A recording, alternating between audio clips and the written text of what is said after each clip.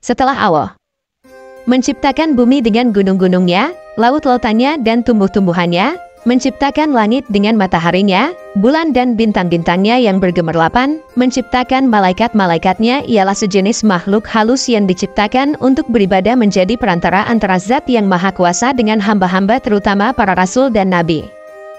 Maka tibalah kehendak Allah untuk menciptakan sejenis makhluk lain yang akan menghuni dan mengisi bumi, memeliharanya dan menikmati tumbuh-tumbuhannya, mengelola kekayaan yang terpendam di dalamnya dan berkembang biak turun-temurun, waris mewarisi sepanjang masa yang telah ditakdirkan baginya.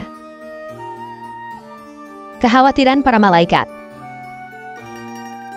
Para malaikat ketika diberitahukan oleh Allah akan kehendaknya menciptakan makhluk lain itu, mereka khawatir kalau kehendak Allah menciptakan makhluk yang lain itu, disebabkan kecuaian atau kelalaian mereka dalam ibadah dan menjalankan tugas atau karena pelanggaran yang mereka lakukan tanpa disadari.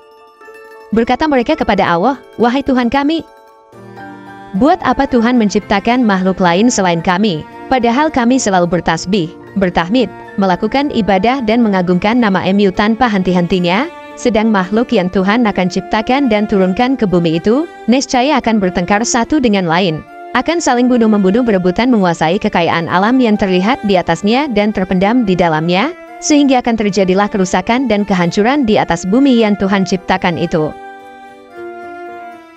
Allah berfirman, menghilangkan kekhawatiran para malaikat itu.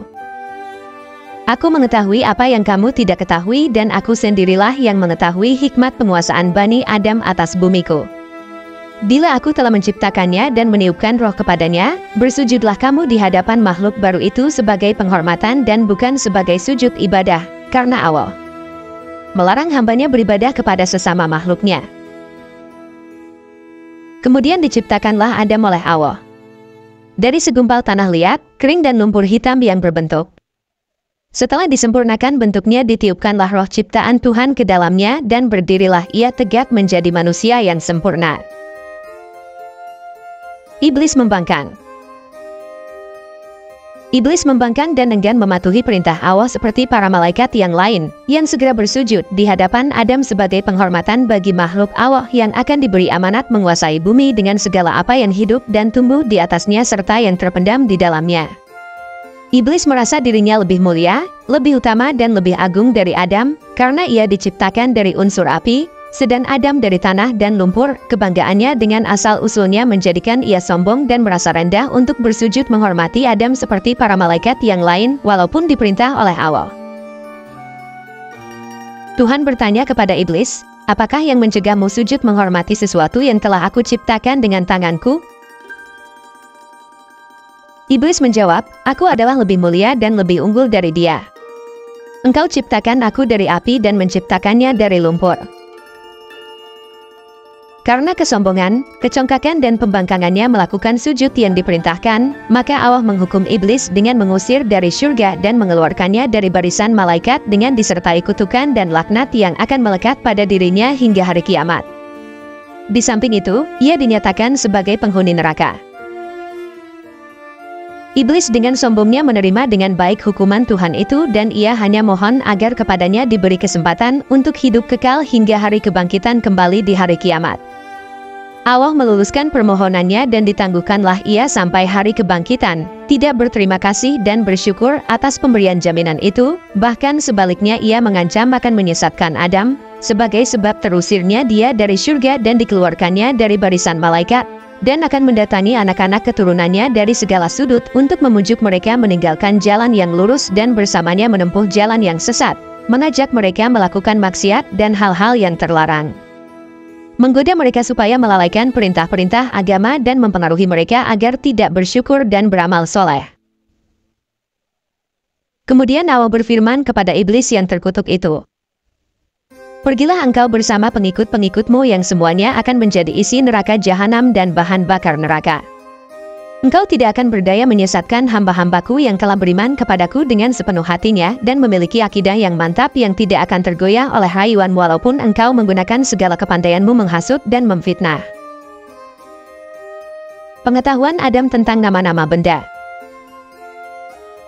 Allah hendak menghilangkan anggapan rendah para malaikat terhadap Adam dan meyakinkan mereka akan kebenaran hikmat-Nya menunjuk Adam sebagai penguasa bumi. Maka diajarkanlah kepada Adam nama-nama benda yang berada di alam semesta, kemudian diperagakanlah benda-benda itu di depan para malaikat seraya, "Cobalah sebutkan bagiku nama benda-benda itu, jika kamu benar merasa lebih mengetahui dan lebih mengerti dari Adam."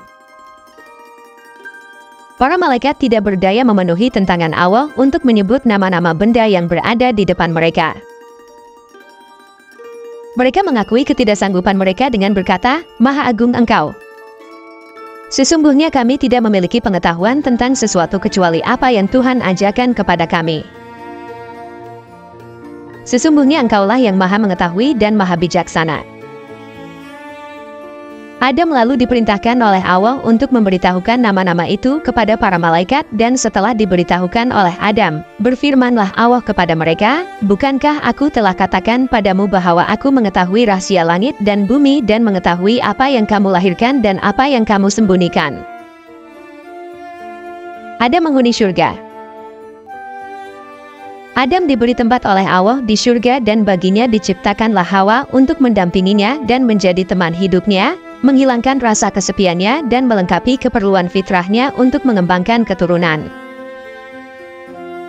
Menurut cerita para ulama, Hawa diciptakan oleh Allah dari salah satu tulang rusuk Adam yang di sebelah kiri di waktu ia masih tidur, sehingga ketika ia terjaga, ia melihat Hawa sudah berada di sampingnya. Dia ditanya oleh malaikat, "Wahai Adam, apa dan siapakah makhluk yang berada di sampingmu itu?" Berkatalah Adam, "Seorang perempuan." Sesuai dengan fitrah yang telah diilhamkan oleh Allah kepadanya. "Siapa namanya?" tanya malaikat lagi. "Hawa," jawab Adam. "Untuk apa Tuhan menciptakan makhluk ini?" tanya malaikat lagi. Adam menjawab, "Untuk mendampingiku, memberi kebahagiaan bagiku dan mengisi keperluan hidupku sesuai dengan kehendak Allah." Allah berpesan kepada Adam, "Tinggallah engkau bersama istrimu di surga, rasakanlah kenikmatan yang berlimpah-limpah di dalamnya, rasailah dan makanlah buah-buahan yang lazat yang terdapat di dalamnya sepuas hatimu dan sekehendak nafsumu.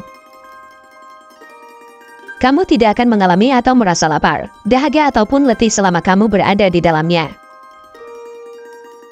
Akan tetapi aku ingatkan, janganlah makan buah dari pohon ini yang akan menyebabkan kamu celaka dan termasuk orang-orang yang zalim.